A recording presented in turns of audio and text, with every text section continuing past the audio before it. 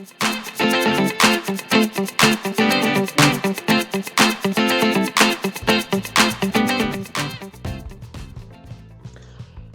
दोस्तों, कैसे हैं आप लोग? आज का ट्यूटोरियल बहुत ही इंटरेस्टिंग है और अगर आप नए सीखने वाले हैं तो आपको बहुत ज़्यादा मज़ा आने वाला है। बहुत सिंपल है और बहुत मज़ेदार है। आज हम आपको हार्ट बनाना सिखाएंगे और बहुत ही सिंपल तरीका है। और हार्ट सिर्फ मॉडल ही नहीं होगा, बल्कि हम उसको थोड़ा सा एनिमेट भी करेंगे। जो आपका दिल है वो धड़कता हुआ भी आपको नज़र आएगा।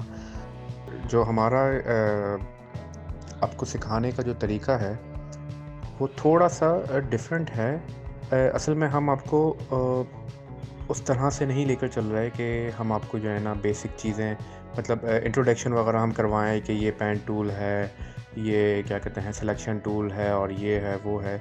तो हम टूल्स पे अपना टाइम नहीं वेस्ट करना चाह रहे हैं। मैं चाह रहा हूँ कि आप लोग वन बाय वन हम छोटी-छोटी चीज़ें बनाना सीखेंगे। तो वो सीखते-सीखते आपको काफ़ी चीज़ों का पता चल जाएगा कि कौन-सा टूल क्या काम कर रहा होता है। कैनवा 4D ओपन हो गया है। तो अब सबसे पहले आपने स्फीयर लेना है और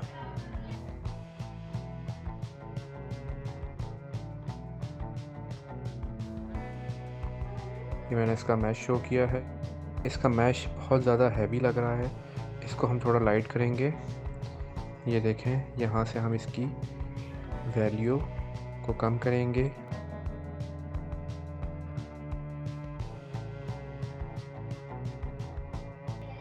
यहाँ से ये फार्मूला अप्लाई करेंगे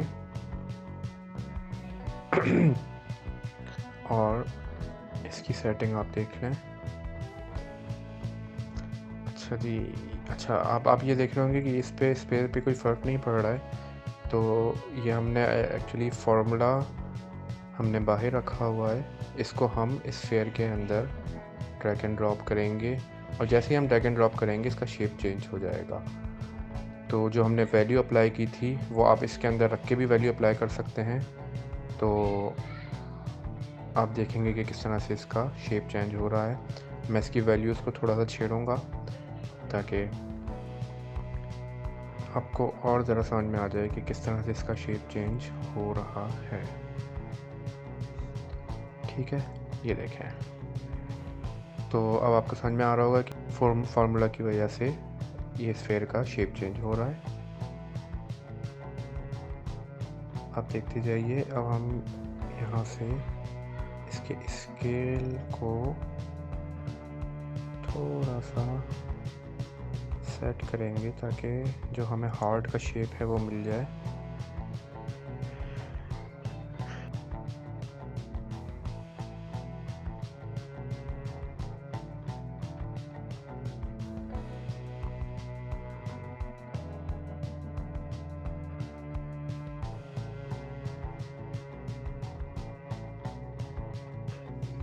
आई थिंक ये थोड़ा बेहतर लग रहा है।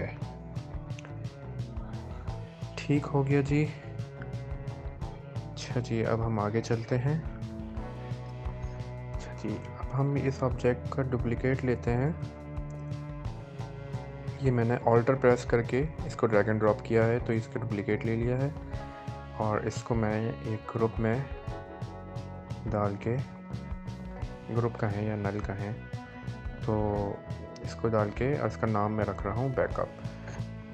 मैं अपना कोई भी प्रोजेक्ट कर रहा होता हूँ तो कोई भी मॉडल बना रहा होता हूँ तो उसमें अब मुझे मेजर चेंजेस करनी होती हैं उस मॉडल में, तो मैं उसका बैकअप लेके और फिर उसमें चेंजेस करता हूँ उसकी कॉपी पे, ताकि अगर मुझे कोई चीज़ मुझसे मिस हो जाए या मैं उसको रीडू करना चाहूँ तो मेरे पास एक बैकअप फाइल उसकी होती है, बैकअप होता है कि मैं वहाँ से उसको कंटिन्यू कर सकूँ।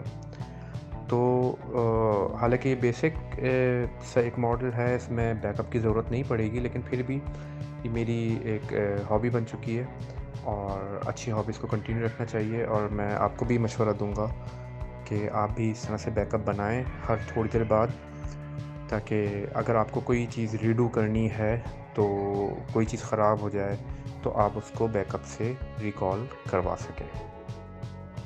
अच्छा जी, तो इस ऑब्जेक्ट को जो हमने इसकी कॉपी बनाई थी इसको हम मर्ज कर देंगे फार्मूले के साथ, ताकि ये एक ऑब्जेक्ट बन जाए। अब हम इसके शेप को फार्मूले के थ्रू चेंज नहीं कर सकते, इसीलिए मैंने इसका बैकअप लिया था कि अगर मुझे इसके शेप में कोई तब्दीली करनी हो फार्मूले के थ्रू तो उसका मैंने अपना बैकअप बनाया हुआ है। अच्छा जी, इस पे अब हम लगाएंगे सॉफ्ट बॉडी। ये देखें, ये सॉफ्ट बॉडी आपको यहाँ से मिलेगा। ये अब हम इस पे सॉफ्ट बॉडी लगाने के बाद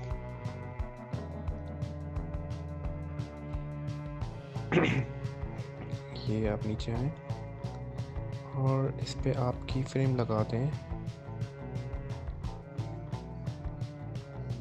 और इसको आप टाइमलाइन से एक फ्रेम छोड़ के, जैसे 0 पे था तो इसको आप 2 पे ले आएँ और 2 पे लाके इसकी वैल्यू आप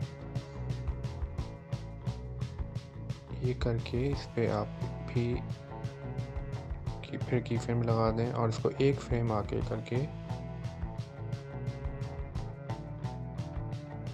और इसको दोबारा से 0 कर दें और फिर की फ्रेम लगा दें। अब हम इसको प्ले करके देखते हैं कि क्या हो रहा है। ये देखें, ये तो गायब हो गया हमारा ऑब्जेक्ट। इसको सही कैसे करें? तो कोई मसले की बात नहीं, कोई प्रॉब्लम नहीं है। ये आप देखें प्रोजेक्ट में आके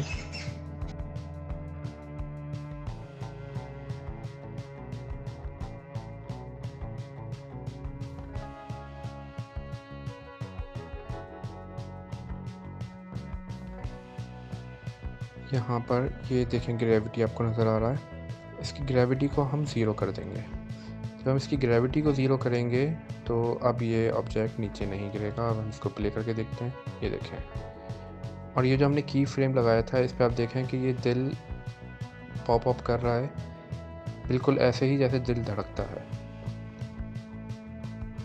और ये इसका मैं की फ्रेम 25 कर रहा हूँ, क्योंकि नॉर्मली 25 फ्रेम पर सेकंड के हिसाब से प्रोजेक्ट होता है। तो मैं दिल जो धड़क रहा है उसको 1 सेकंड में एक बार ही धड़काना चाहता हूँ। यहाँ से भी मैंने इसको 25 से कर दिया है। अब हम इसको दोबारा प्ले करके देखेंगे और अब ये देखें ये लूप पे चल रहा है और 1 सेकंड में एक बार दिल धड़क रहा है।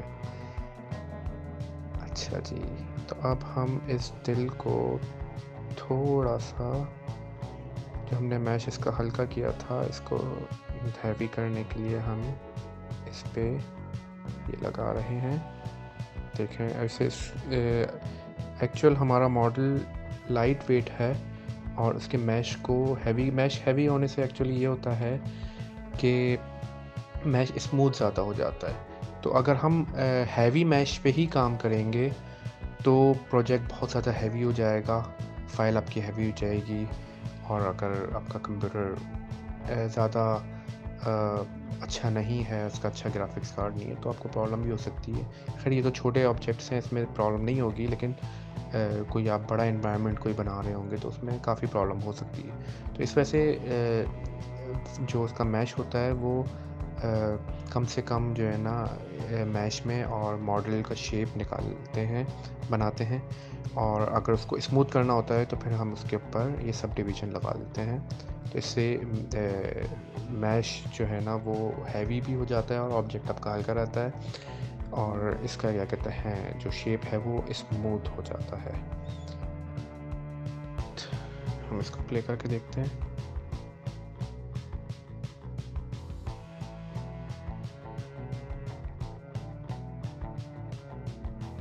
इसका हम अपना नाम चेंज कर लेते हैं।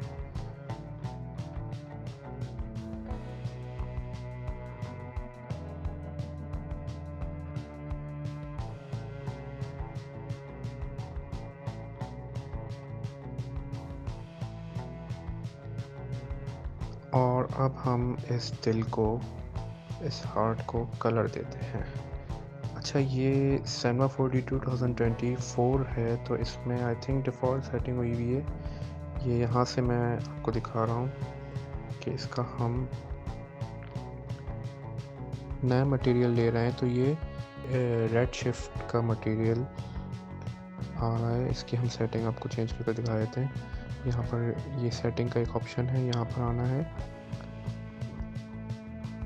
ये देखें, यहाँ पर रेड शिफ्ट डिफ़ॉल्ट हुआ हुआ है क्योंकि Cinema 4D 2024 में रेड शिफ्ट डिफ़ॉल्ट आ रहा है।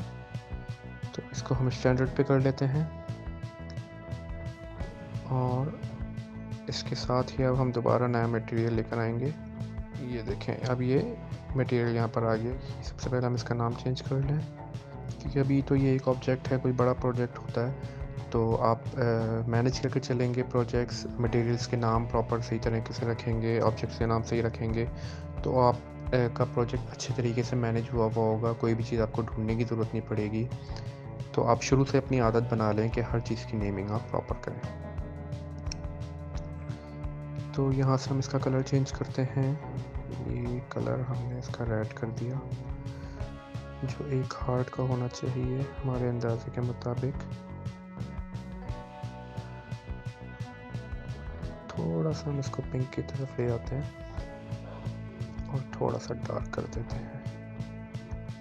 तो आई थिंक इतना काफ़ी है। ठीक है जी, और ये है इसकी रिफ्लेक्शन। इसको भी हम ऐसे ही रहने देते हैं। हम इसको ड्रैग एंड ड्रॉप करते हैं सब डिवीज़न के ऊपर, और इसको आप सब डिवीज़न में भी रख सकते हैं, लेकिन बेहतर ये है कि इसको हम ऑब्जेक्ट के ऊपर ही रखें। देखिए इसका कलर हो गया। वह इसका प्रीव्यू बना के देखते हैं। उससे पहले हम ये इसकी सेटिंग बंद कर दें।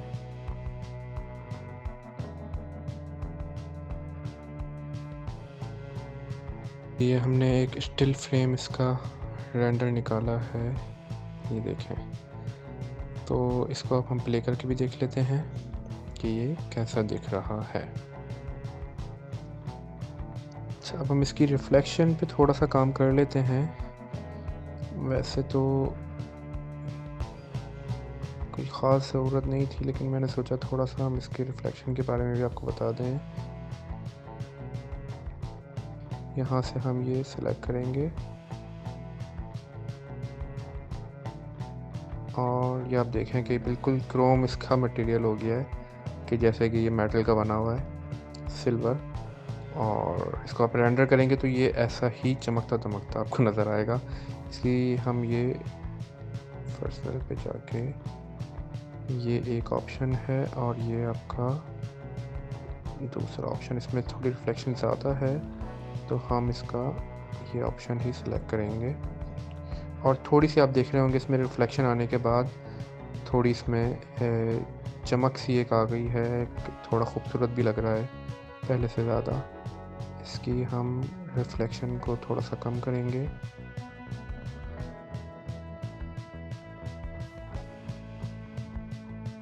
अब हम नेक्स्ट टाइम पे कोई नई चीज़ सीखते हैं, और अगर आप मेरा सिखाने का तरीका पसंद आ रहा है और मज़ा आ रहा है आपको सीखने में, और अगर आप चाहते हैं कि मज़ीद मैं ज़्यादा से ज़्यादा वीडियो कम से कम टाइम में आपके लिए लेकर आऊँ, जितना ज़्यादा सब्सक्राइब करेंगे मेरा चैनल, उससे मुझे मोटिवेशन मिलेगी और उससे आपका भी फ़ायदा है। तो thank you so much video देखने के लिए।